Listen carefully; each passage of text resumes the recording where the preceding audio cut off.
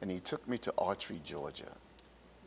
Autry, Georgia is where his family and them were originally from in that area. And he took me to an unmarked grave site. This unmarked grave site is filled of African Americans who either worked on the plantation or lived in Autry, Georgia, that made an impact in his life. Bishop William Decker Bonner, AME pastor, who served that whole area as well as had churches all throughout the middle part of our nation, was the pastor that served the African Americans that worked on his father's farm.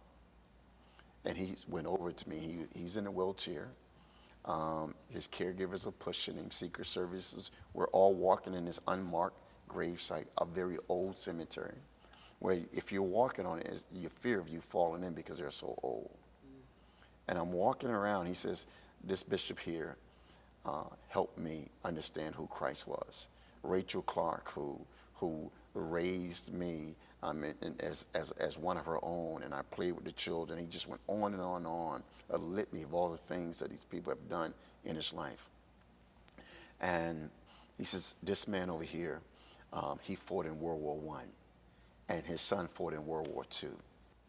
I mean, it is amazing, this unmarked gravesite, that the President of the United States is taking this little black kid from North Philadelphia, from the ghettos of North Philadelphia, and giving him a history lesson on how African Americans made an impact in his life from the time he was a boy that catapulted him to the White House, that allowed him to go and become the governor of Georgia and say, we got to end segregation in our state, because African Americans had an impact in his life. And so I will never forget that moment, ever.